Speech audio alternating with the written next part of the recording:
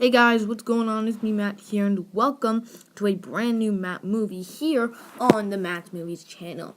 And today, I'm going to be breaking down this really cool cutscene that they revealed for one of the levels that we're going to get to play through in the campaign for the first movie of LEGO The Incredibles. So, here we go. So starting off, we get this cool shot of Helen, Violet, and Dash toasting marshmallows, which is really cool. I love the fact that they recreated this scene with them toasting marshmallows over a fire, and it looks really cool. We also get a cool shot of Elastigirl right here, and again, her design is pretty awesome. I really like her design, and it's pretty awesome. I also really like how the actual fire that they have is actual like Lego pieces, which is really nice.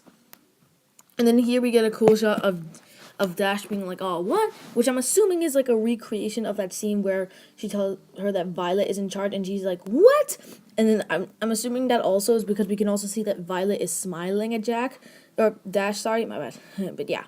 And then here we can see Elastigirl going off to find Mr. Incredible, who we'll talk about in a second in the later part of the cutscene. But here we get a cool shot of the monorail, which is really nice. The monorails that lead to, I believe, to the fortress of Syndrome, which is really cool.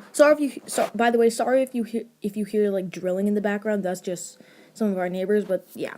Anyways, we see that, and then here we can see Elastigirl on top of it, trying to like interrogate it to get to Syndrome's fortress, which is really nice. And then here we also get a cool shot of the pilot of one of Syndrome's guards who's piloting it.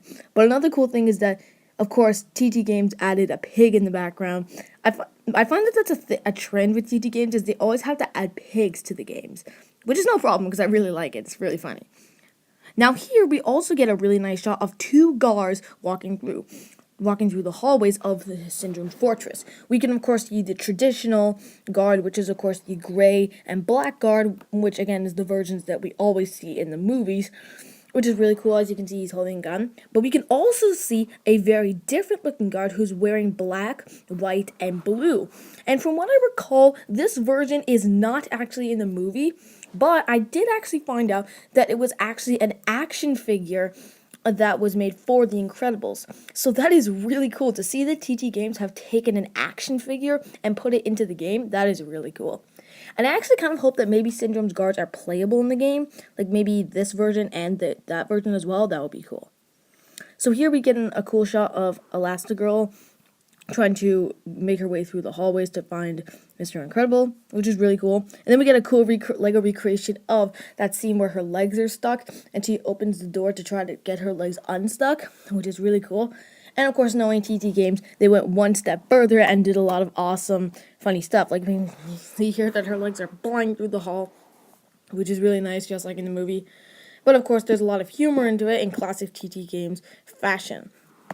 So here we get a cool shot of the, again, white, blue, and black guard. And then we can also see the other guard getting hit in the face by her legs, which is really cool. Which is really nice, as you can see. That's pretty funny. Then we get a cool shot of an Omnidroid going inside of a rocket, which of course makes sense considering if you've watched the movie, you know what's happening. But yeah, it's really cool. The Omnidroids have a pretty cool design, which is really nice.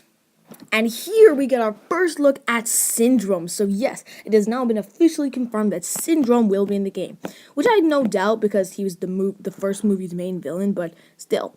And I really hope that this variation of Syndrome is playable, like this disco version. I don't know what purpose that would serve, but it would still be awesome.